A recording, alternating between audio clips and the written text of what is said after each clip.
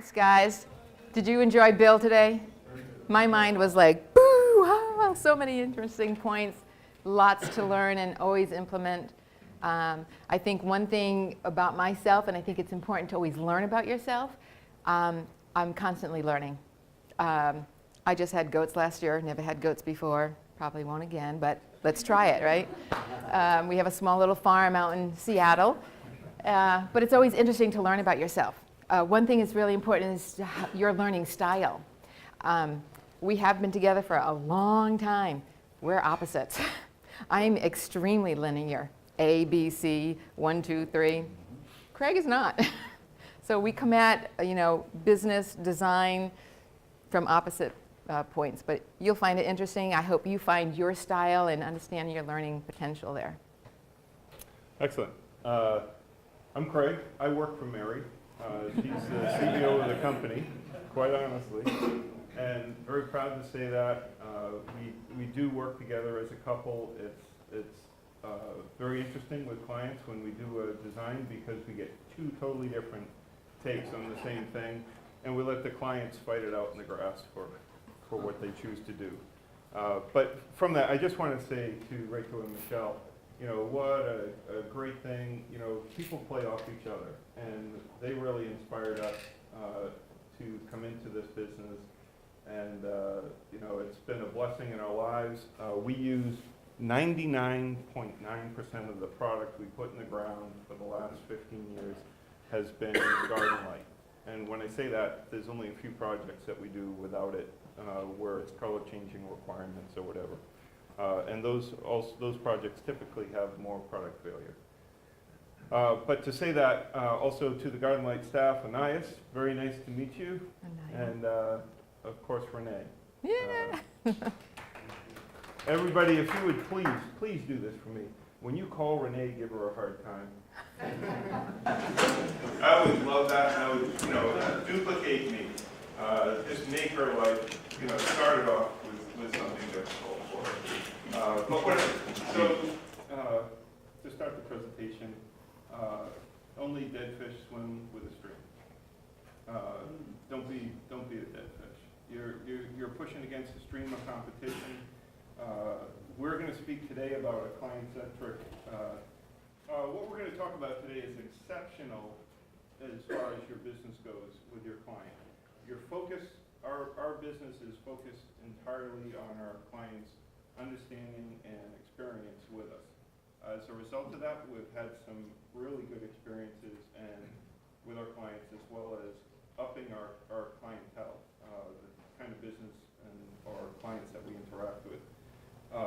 But it all starts with a plan, and that plan is a strategy. How many of us started our businesses with a strategy? You wrote it down. Hands a little higher. Come on. Not too many. Okay. So for the rest of you who didn't have a strategy, didn't have a plan, how many of you feel like you're hitting the targets that you want to hit? How many of you, you're at a meeting like this because you want to learn how to do things better? And I sat in meetings like this because I wanted to learn how to do things better. And as a result of that, came up with strategy. And a strategy is, who do you want to go after, right? Why, what, and how? How's that going to happen? What are the details that need to go into it to make that happen? But the client-centric business model is very different than, I have a business, you're going to call me, you're going to show up, you're going to do what you need to do to contact me, whether it's, I just have my phone number out there, or I have whatever. If you go to our website, if you see any of our literature online or wherever, but most of what we have out there is online, and it's accessible by phone, by whatever phone you have. You can get onto the website and see what we do. As a result of that, though, a lot has gone into the packaging of that. A lot goes into the packaging of what we say, what we do. The fact that we use Garden Light products is a huge part of that same package for our clients. So you're either going to be part of the crowd where you just start a business and you try to do that business however you do it, and just hope business comes in, and you end up competing against competition that, in our book, really isn't competition. Most of our clients who have outdoor lighting are affluent people to some respect. Would you all agree with that? Do you know what affluent people do? Spend money. They make money. Hang out with other folk. Yeah, hang out with other affluent people. But one of the other things they do is they have people like Bill Anton come into their business and speak to them. Everything that you're hearing today is what your clients have already heard for the most part. A lot of them sit in meetings. They're used to decision making. They're used to having resources to make good decisions and connect on a different level than the person who's just trying to buy stuff, let's say, like myself at times from a Target or whatever. They're making very different decision-making processes as well.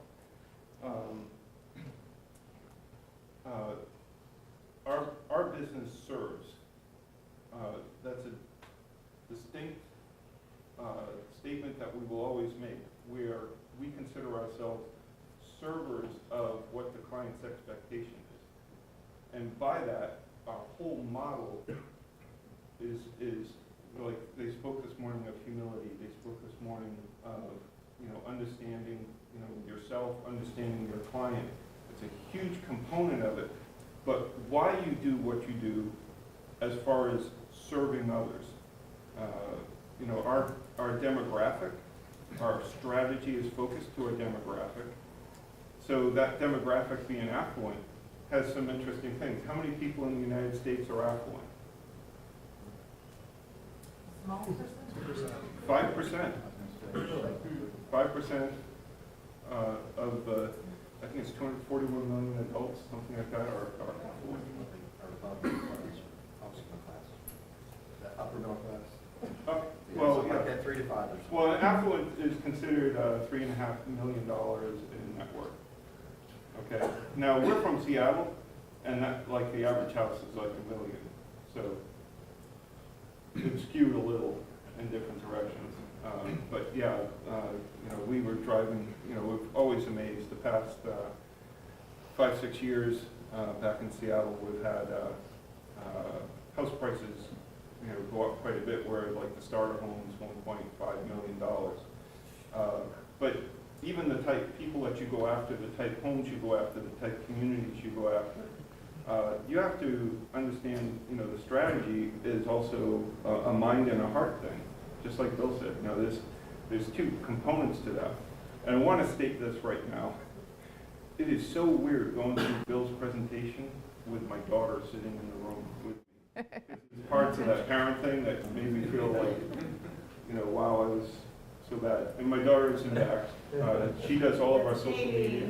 Katie, she does all of our social media for us. But what Bill said is so important. The connection, and Michelle's presentation was fantastic as well.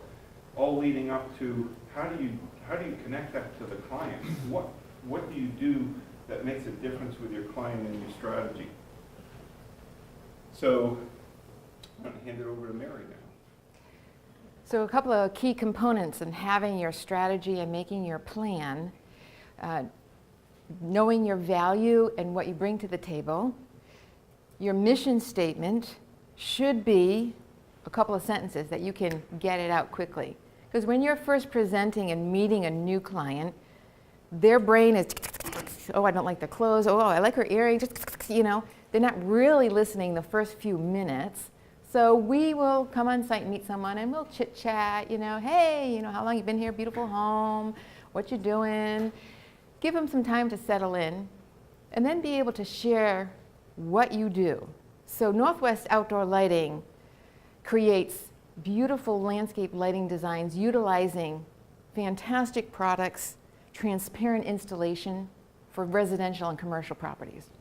We focus directly on each client's desired objective to achieve aesthetically appealing lighting with a security conscious at a value that's exceptional. You want to be able to lay this out. It just becomes in you. And once you digest your mission statement, all of a sudden you're like, yeah, this is who I am. Now remember Michelle said, I was raising 4 kids. I homeschooled my kids for 18 years. I wasn't out in the business world. I had no desire to be in the business world. When I met Craig at 11, I was like, no, I didn't really like him at 11. By the time I was 13, I liked him. And by 14, I told my dad I was going to marry him, and he laughed his head off. But that was my desire. Now that I've been, grown up for a few years, there's so many things I want to learn about. I told you I am a learner, so there's all kinds of fields. I could be a medical doctor, I could do this. But once you learn who you are, then I can roll with it. And so we actually had a business coach working with us and really fine-tuning, what are you about and what do you do? And then I'm like, because he asked me that, and I'm like, I put lights in the ground. No, you don't, Mary. And so it was really interesting. So it's important to get your mission statement down, understand who you are, what you do, and what does the client gain. And the purpose, probably the biggest component of it all. It's one thing, filtering out and disseminating your mission and your value statement, but the purpose of what you do with, for your business. Like, why do you do what you do? Can you get to the root of that? And that's a hard thing. Why you do what you do? Why do you, do the business that you do? Has there ever been a point where you despised your client's wealth? Has there ever been a point where you struggled with the money or the things or the lifestyle that the client had? Then that's something you got to deal with inside. You're in a business to make money. You're in a business to provide a service. But if part of that has any component that struggles with what the client has or how they are or whatever, that's something that you got to look at. That's why I said we serve our client. We know going in, we're serving them. That's our job. That's what we picked to do. And as part of that service, it is humble. It comes from a humble place. And I haven't always been a humble person. And there's times when I'm still not humble. But I thankfully have a wife who's put up with that growth period. But I think that when you understand your purpose, it will help you be able to state your mission statement better and be able to much more clearly specify your value to your client, because then it's coming from a good place in your heart. And that makes every job, every difficult client that you ever run across. Ever had difficult clients? Prospects? Lots of questions, lots of whatever. Initially, I struggled with that a lot because we're both pretty type A people. I came out of the energy world. I used to trade energy commodities, and that was just part of, getting things done, studying where the markets are going, forecasting, and then all of a sudden I'm in front of this person who's like disagreeing or difficult, and I'm like, okay, next. And it's like, well, that's not a good attitude to have. But being able to understand and go back to the point of my job is to serve. That's what I do. That's what I signed up for. And we also realized quickly that serving the people that we serve, these folks all have done, have read probably many books, have succeeded at what they're doing in their life. And I wanted to understand more and more about how they succeeded. And it's amazing, the conversations, the things we've learned on how to invest, on how to travel, all kinds of things have come from our clients. In fact, one of our clients we were with last night expressed to me one of the things I always enjoyed here in Tampa when we lived here was ginger brandy, Cancun ginger brandy and great cigars out on the waterfront. It was just great. I never even heard of Cancun ginger brandy, but that on crushed ice was absolutely marvelous. I'll tell you a quick tidbit. Are there any teams here, any couples that work together, or when you're selling with other people? And hopefully you kind of be able to see the positives of each. When Craig was talking about difficult clients, usually It's not directed towards you, but kind of like Bill was saying, you've got to be able to read their eyes and you can see their trouble, and hopefully you're not going to mirror their trouble, but they're going to mirror your positivity. We had this one client call us up. She literally had a backyard like the size of this area. She had a little condo, lots of glass windows, all box store lighting, shall we say. And she calls us and says, I want all new lighting. Well, you got 50 lights in the yard? Okay, I'll put 50 more lights in the yard. So I give her the bid and she's like, what? And she calls her husband up and they start yelling and arguing on the phone because that's what their relationship is like. And we're standing there going, oh. And then Craig goes, you can just see that neck like, I ain't putting up with this. And I'm like, okay. So I get, Rena, what would you like me to do? Okay, how can I serve you? Do you want to put in 10 lights at a time until we finally get you rolled over to the complete package? And that was a great program for her. She ended up loving us. She called us up just to visit. We went out to dinner with our clients because we become friends with them. So a lot of times you got to remember that you get a difficult client, it's not at you. You don't even know them. You haven't engaged with them. Okay, so how can I bring some, relief, some fun? One of Craig's, pluses in our business, he's spontaneous and he's fun and he jokes around. So all of a sudden he's like, oh, I got your note. Okay. And so she says, well, what happens if I don't do all the lighting here? He's like, oh, this place is going to burn to the ground. And she's like, what? And then she's like, oh, you're teasing me. And all of a sudden they have this great little relationship going on. But you got to bring the fun out, and have some fun with your clients. You're there to serve them. And you're making a benefit from it, but you're also there to serve them, and it can be really fun. Yeah, Mary brought out a great aspect. We actually don't sell features. We sell benefits, and like Michelle said in her presentation, we do nighttime demonstrations. They're very much a part of what we do. If you're not doing them, if you've come up with some excuse to not do it, you're going to struggle. Because you're not accessing the client's expectation. You access your expectation.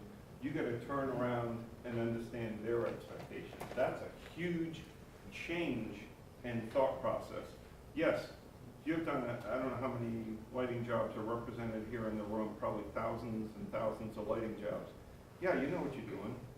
And you can go up and put, draw a little design and put little X's and O's or whatever you do for a client in the daytime, but that doesn't actually meet their expectation, the client's expectation of what lighting is.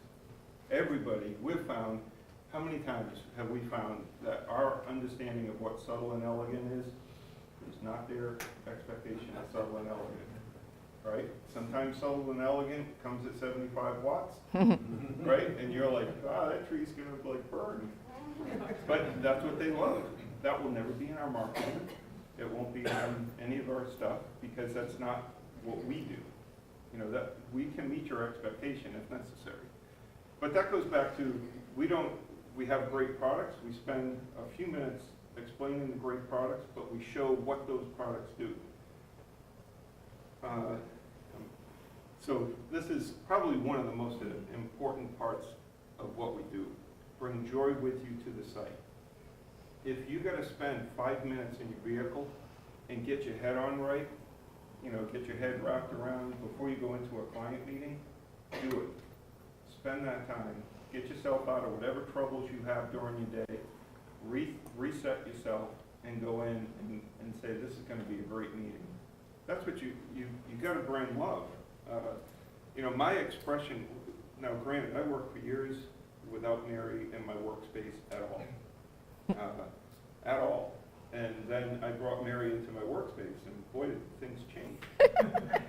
As a short explanation, I would travel quite a bit, and I would go places that stay at nice hotels, and I'd eat at the restaurant at the hotel or someplace close because it was really easy.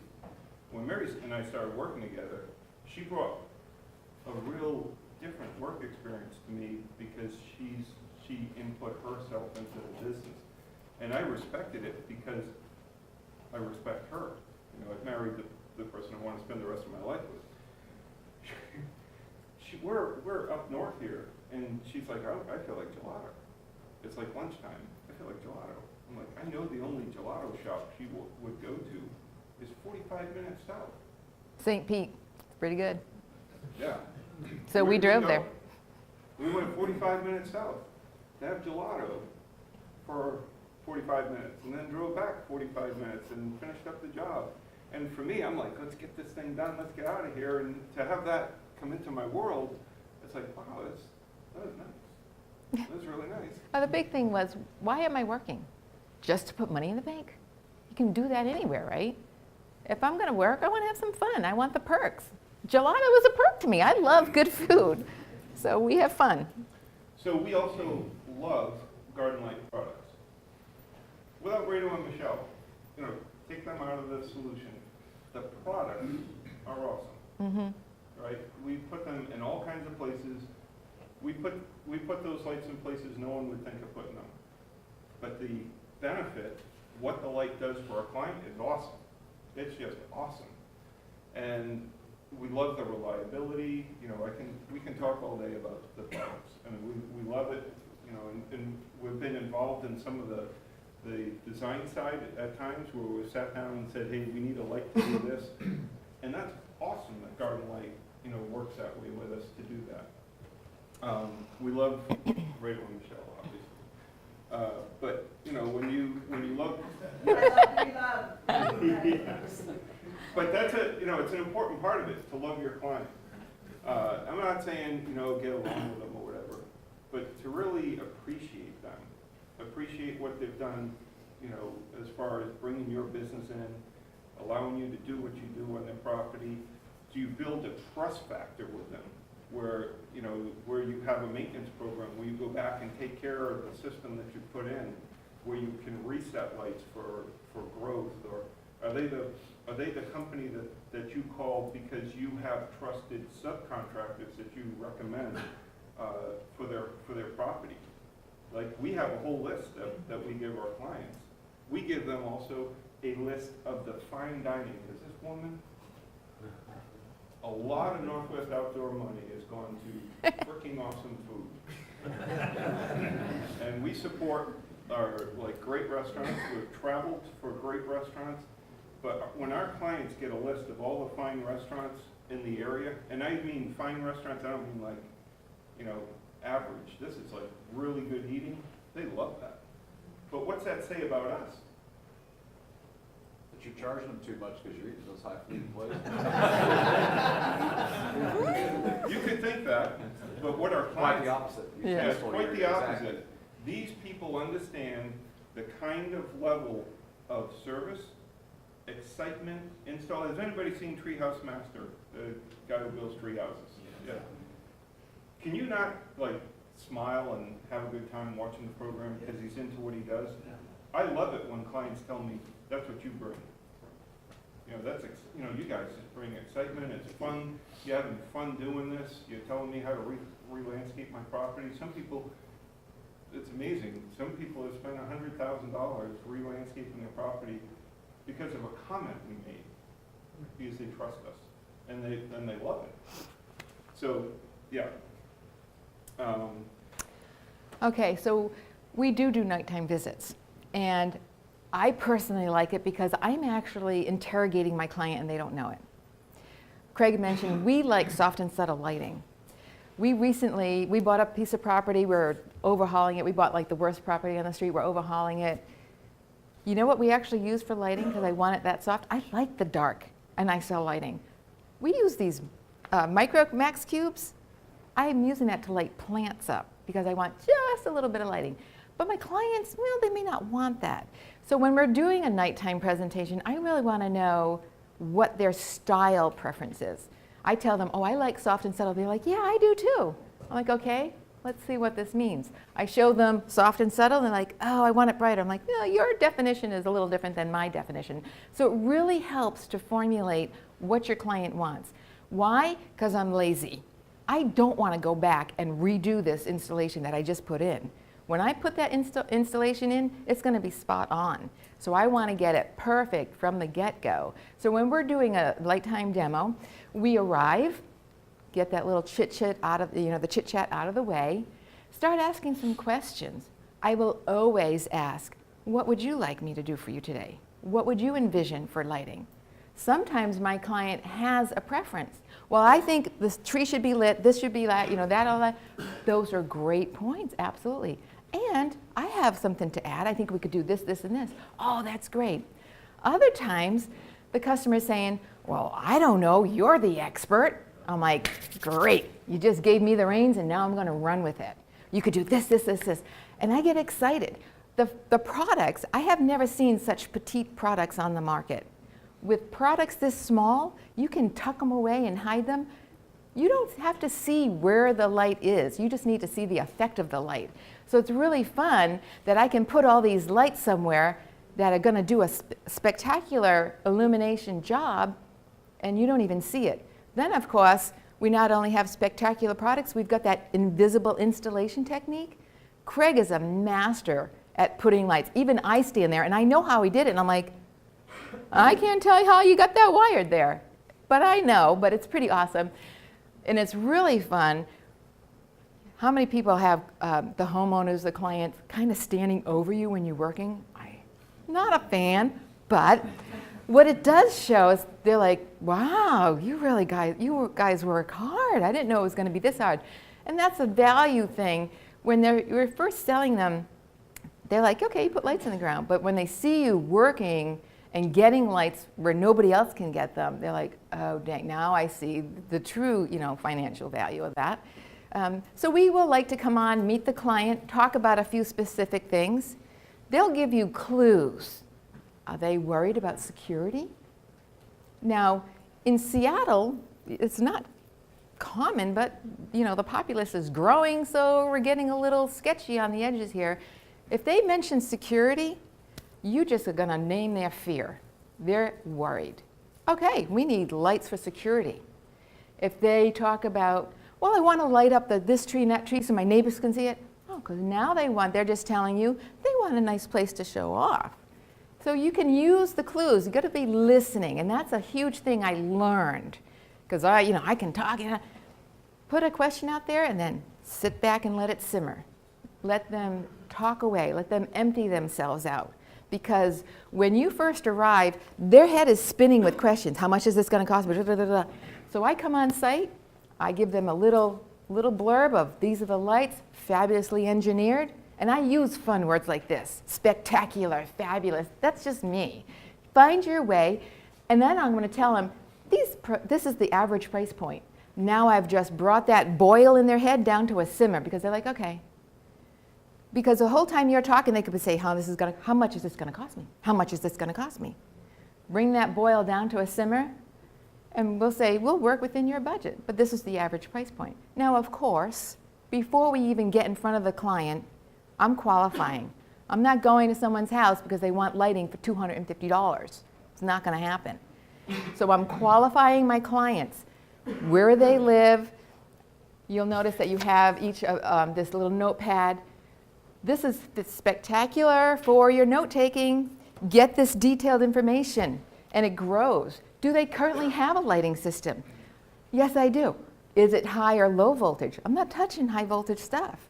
So you need to get as much information as you can. Talk about those key points, security, aesthetics. Let them know kind of where your budget lies, and then you can really start showing off and really making some notes. So while it's great to be working as a team, so while we're designing stuff, I'm in the background, I'm doing up a sketch, I'm making these notes, because when I present an estimate, it doesn't change. If I screw it up and miss something, I'm going to eat it. You do that once. I'm not eating it anymore. And so I'm making all these notes. If we have to get through sidewalks, if we have to run so much wiring, I want to make sure everything is on that estimate. I get to do everything off my phone. I've got QuickBooks on my phone. I can be right there. Here's your estimate. How many of you need reading glasses, a little older? Check this out. Glasses on the back of your phone. Because the worst thing is, it's a thin line little thing and they squeeze on your nose. The worst thing is when you're trying to do an estimate and you're like, I can't see. I have a problem with it. Yeah. Right. So it's really nice to be able to present. When I first started, I was writing it out on this, invoice, A key thing, Mr. Rado taught me this. Present the estimate, don't say a word. He who speaks first loses. I can present an estimate. I'll tell you, the first time I presented, an estimate that I thought was quite large, because I am a frugal person. I eat well, but there's value to it. I'm sure my mouth dropped because I'm thinking, you're going to put all that money in the dirt?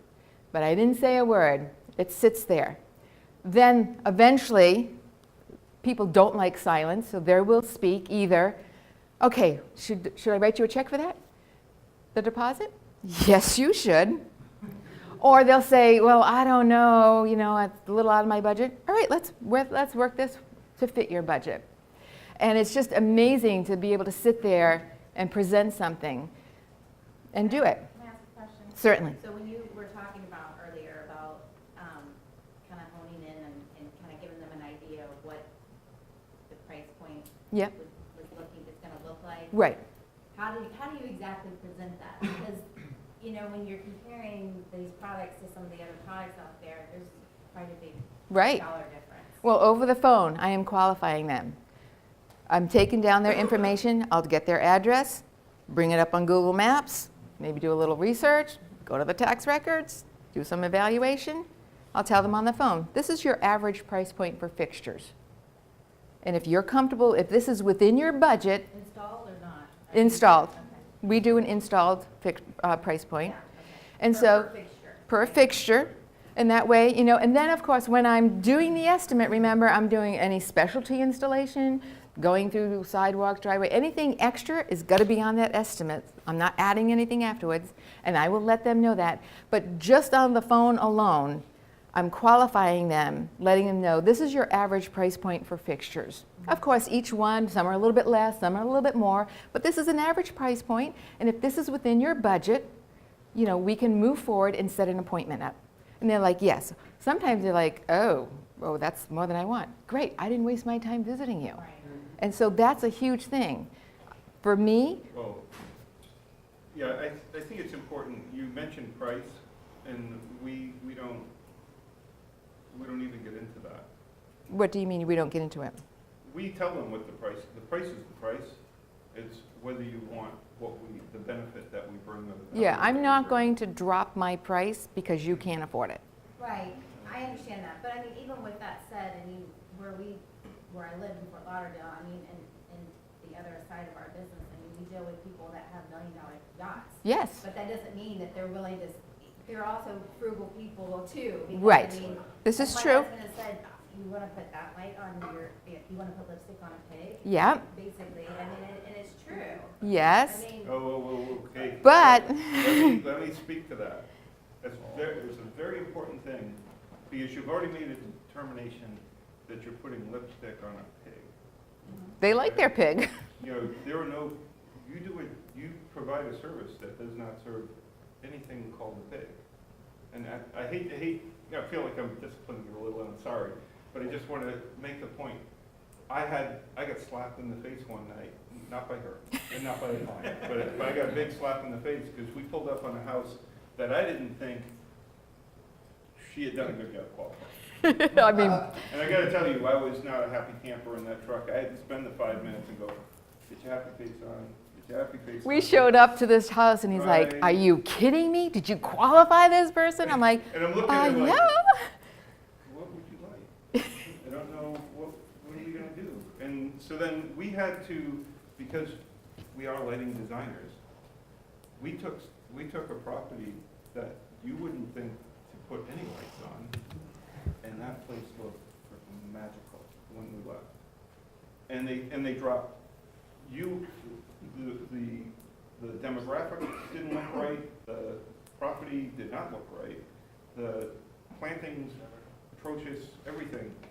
But when we left, they dropped quite a bit of money, like ridiculous amount of money. And they loved it. It's their place, their Well, home. when I was comparing, we deal with a lot of different vendors on the marine side of it. So Mhm. Right.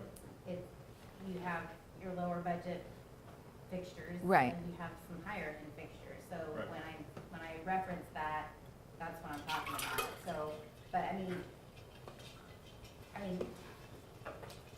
I'm a frugal person too, so I got an estimate, and I about fell over.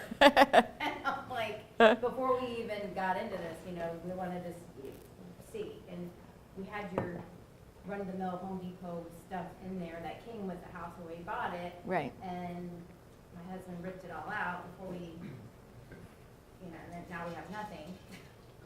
So I'm like, but I too was like, okay, well, holy crap. Yeah. It wasn't, like, in my head, but I had no idea, but in my head, That's I true. had a number of what it should be. And that's why I qualify, is because I want them to start formulating their budget. Talk to your partner if there's a decision-making partner with you. Formulate this plan before I get there. I don't want you to go hemming and hawing and go, oh, we'll talk about it later. No, no, no. You've already made your decision before I get there. Right. And I think that's part of your qualifying. But I think we'll get, if you want to talk with us after, you know, that would be great. I want to get to this last point, is your BS detector. How many people are left-handed here? So most of us are right-handed. I want you to take your index finger, I want you to put it in the middle of your forehead, okay? This is your BS detector. Don't come on site and BS your client. Don't try to schmooze them, fleece them. They know. You know when someone's trying to sell you something you don't want or is a piece of junk. Your BS detector is going ding, ding, ding, ding, ding, ding, ding, and right away you've just shut them down. Just be real, be genuine, tell the truth. I have fabulous products. What do I have to BS about? I'm going to do what I say I'm going to do. I'm going to install this property. You're not going to know I was on site because it's so clean. Sometimes we're cleaning up more than when we arrived. I'm like, if we sweep the sidewalk, it's going to look like we were here because it was full of leaves. But be careful with, you know, don't try to schmooze your client and sell them something they don't want, something that's not going to work for them. A lot of times I'll have clients, I think we should have a path light right here in the middle of the grass. I'm like, no, I won't do that. Now, I'm supposed to be selling lights. Now, I just took a light out of the plan that they wanted. But I will formulate, we can do this instead. I'm not about selling the quantity of lights. I know some people may be about that. I'm selling quality service. Quantity will follow. You know, I want a great design that I can use in my marketing, on my website. You make a bad design for me, I can't touch that. Okay. So to take that point and go further with it, we have really refined how we communicate with our client, because we use a process where we have a strategy, we produce and deliver on that strategy, we validate what we learn from listening to our client and listening to you know, our manufacturer, listening to updates, listening to Bill Anton type stuff all the time. We apply that learning and move forward. As a result of that, our marketing, our website, everything shows pictures, shows, has wording, has messaging.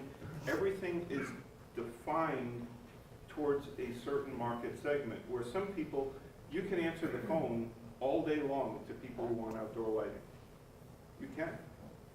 And you're going to end up trying to qualify like a million people that you'll probably never do lighting for, because they're looking to have a Home Depot install done. That means that your messaging and your website, your pictures, your graphics, all are showing a certain market demographic that's not the market you want to hit. We have pictures, our wording. So a difference in wording. I'm talking with a client.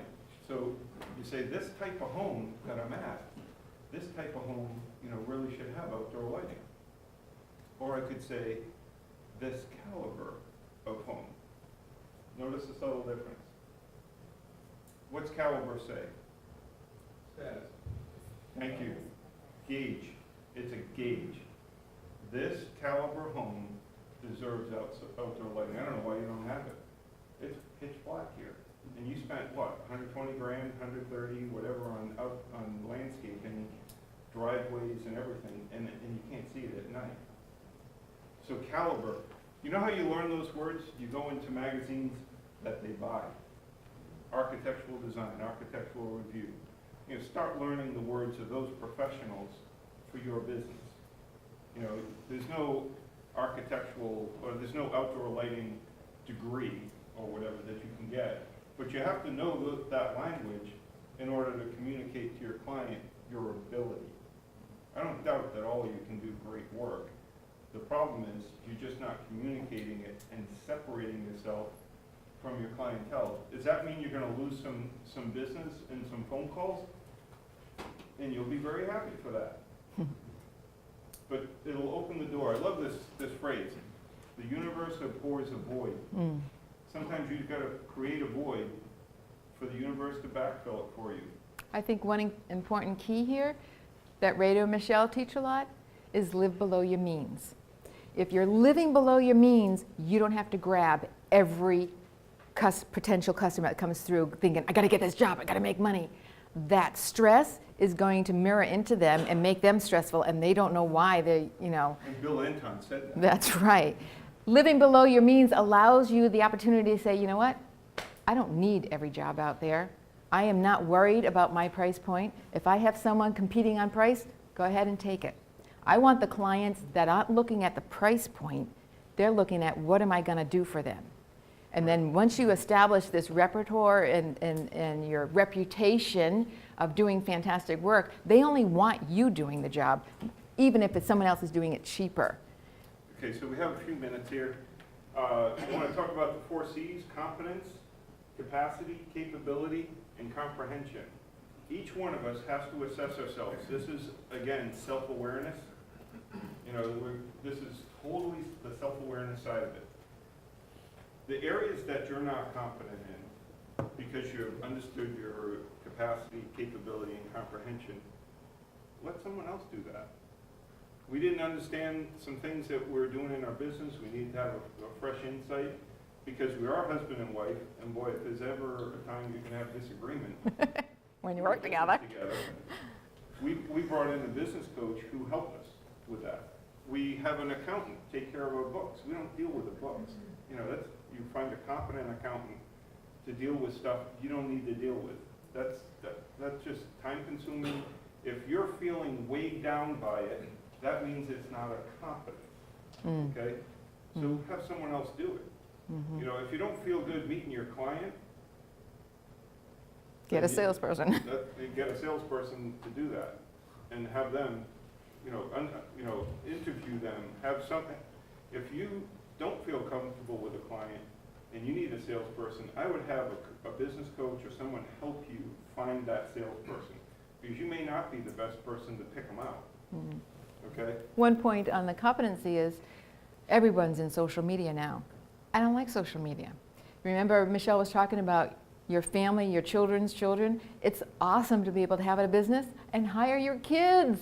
That's great. I want to bless my children. So I pay my daughter to do my social media. She started producing for me and I'm like, wow, this is great. She makes fun, fresh, young terminology out there. It just makes us look really good. And I'm like, I would never come up with that stuff.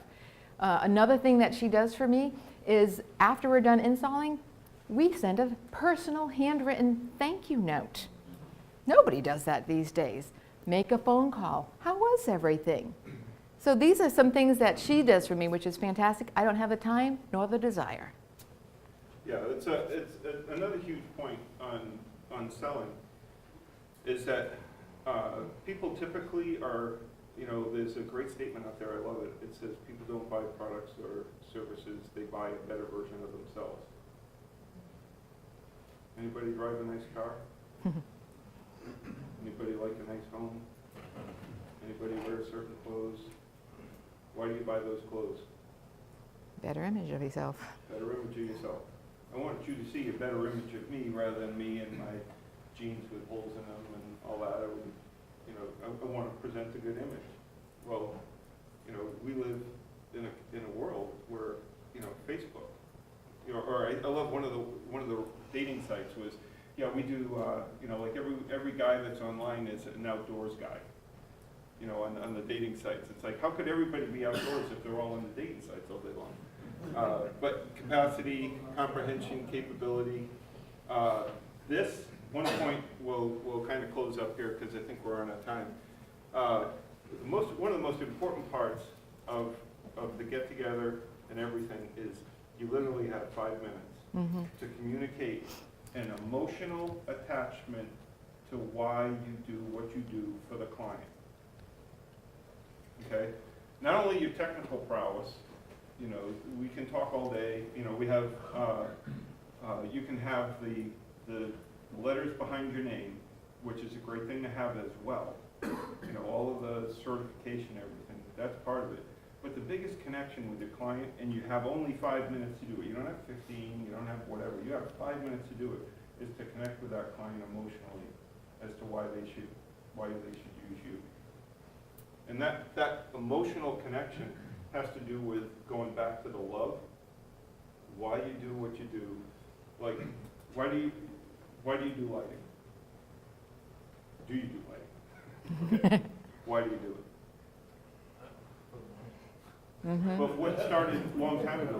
Before the money, what started? Or did it start with the money and it evolved into something else? I started at a young age, at 13, when I met her, I realized I needed to finance this relationship somehow. So I was like, wow, I gotta figure out how to pay for this, because I know it's gonna be expensive. I started a job working for a construction company, and he was a fine home builder. We come from Rhode Island, and you know, it's like average to lower middle income kind of state. Though we have the Vanderbilts and the Rockefellers and everybody living there, the rest of the state isn't quite that way. And to do outdoor lighting, when I met Ray on the show, I thought, who the heck does that? Literally, well, it's like, you put lights outside your house and what for? Right? Now I couldn't even imagine myself not doing it. But you know, when you have this first few minutes, it starts on the phone. I did have a salesperson one time. He answered the phone. And I couldn't get, I'm like, come on, you put a smile on your face, even though you're talking on the phone, they can hear your smile. I want energy going out there. This phone is on me 24/7. I answer the phone, I take the notes, I've got all this detail, and I keep these. I don't throw these away because I can always go back. If I never entered it into the calendar, I'm like, oh, shoot. So I've got my note-taking. But they're hearing you. I had someone call up. She wanted lighting. It depends upon when you catch me. If I'm in the middle of the day talking, working, I'm getting a little tired, yada, yada, yada. She had a couple of estimates already. Well, why do you want another one? I was like, almost trying to I don't want your business. Why do you want another one? Well, they didn't wow me. She just triggered me. Well, I said, be prepared to be wowed. I'm going to come on and say. She wasn't wowed. The two other companies, I've got two other competitors in my area. She was not wowed. So you immediately thought it was money? No. I never think it's money. No. When she first spoke. When she called me and asked for design, for lighting and stuff, she said, well, I already had two other companies come out. I said, well, what's the matter? They didn't wow me. It was the design. It's always the design. It's the relationship. I said, be prepared to be wowed. Don't make it price. Never. It's never price. You're in the wrong market. Question? Yeah. What would your reply to be if she said they were too expensive? It was a price. Then I would So tell her what's my the- price. Tell her my price point, and I'm not worried about price point. If she can't afford me, next, there's someone else. I'm not worried about the price point. I'm not worried about trying to gain every single person that calls. We one time got called, and we show up to this house, and it had a box store, lights everywhere, and I'm like, oh, great, But you know what he told me? I am so sick and tired of repairing these lights. Great. I'm going to give you something that has a 20-year warranty. You'll never have to touch them. So on the first 5 minutes, the important thing, and I know we got to close up here. The first five minutes, you don't say that till you spend a few minutes to let that customer acclimate to you. It's the first time they see you. It's the first time they're getting to meet you. I mean, they got this bald guy coming to your house that's kind of big, and depending upon how you're seeing me, I may be in climbing gear, or I may be in all kinds of stuff. You don't know who this person is. And then they have to acclimate, because their brain tells them, you look like you're gonna speak this way, or you're gonna be this way, and then all of a sudden they realize you have a heart, and you have compassion, and you have, energy, you have joy, you're a fun person to be around. Let them settle into that, and a lot of times, if they have a box store kit in the property, I'm like, great, you guys have a starter kit, right? And they're like, well, we like our outdoor lighting. Why? Gives light 5 feet up. Like, tell them the truth about the product. It gives light about 5 feet up, and it, and like, yeah, we got it, and we thought we'd like it, but no, it didn't work. Be honest with the client, and when you've done it as many times as we have, and we're giving you this information to help you do better with your business, because you got great frickin' product, you got great support. That's a big component of it, so that you can stand in front of them truthfully and be honest and say, the person in the ground isn't dead like this one is. It's a 20-year, warranty product, your Transformers lifetime. Anyhow, let me move on. People do not buy goods and services, they buy relations, stories, and magic. People don't buy products, they buy better versions of themselves. You're either remarkable or you're invisible. All they're gonna remember is your quote, not the relationship. So that's a big one. You're not price. If you're on price, you're you missed the market space. Be genuine, remarkable, be worth connecting with again. And you're not your resume. You're your work.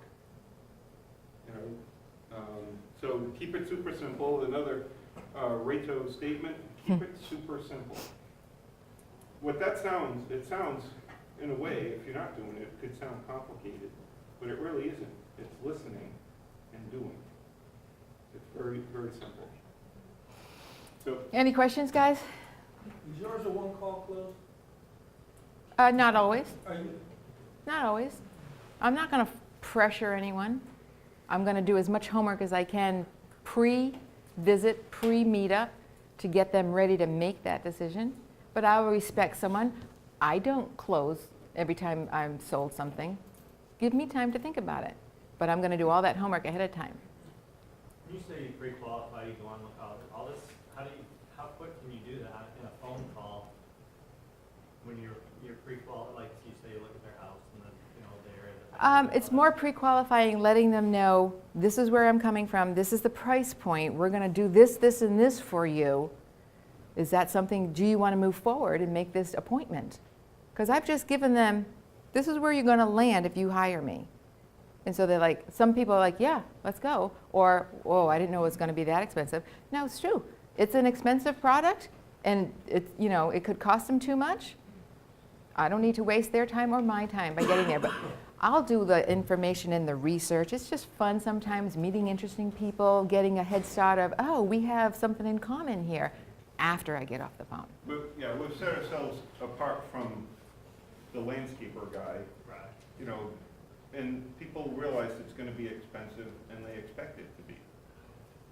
But it doesn't necessarily mean that just because you're on a phone call with them and they kind of, not necessarily shut you down, but like, oh, wow, I didn't realize that. Because there's a lot of people out there that want something but have no idea what it's going to cost. That's true, and they say that. I have no idea. And it doesn't mean that you're not going to go out there and do a demonstration for them. Yeah. Because as you said, you've gone out, you give them a quote, and they're like, whoa, that's kind of not my, or, you have the husband that says, crap, that's way too much. Yeah. And she's like, yeah, I'm on board with it. So we And use- you kind of hone in and say, okay, well, maybe do the front yard first. Right, we always call it, we'll do a comprehensive design plan. I want to know what my foundational transformer and cable is going to be. I don't want to sell you 5 transformers for your house. I want 1, maybe 2 systems on the house if it's that large, and we have some large properties. And so we do a comprehensive design. This is what it could cost if we did the whole thing. And if that's out of your budget, we'll scale it down to fit that little box. So you're running the show, you tell me what to do. I'm always trying to promote that. Typically, the husband, if he has objections to it, you haven't found the lights he likes. And once you find the lights he likes, And that's the fun stuff, lighting up his motorcycle in, the guy cave type thing. Oh, all of a sudden now he wants all the lights, It's just kind of working your client there. And Do you require a deposit for your? always, Always? I don't make any movement We can- until I we have can that do those deposit. questions later. So, that was awesome. Thank you so much.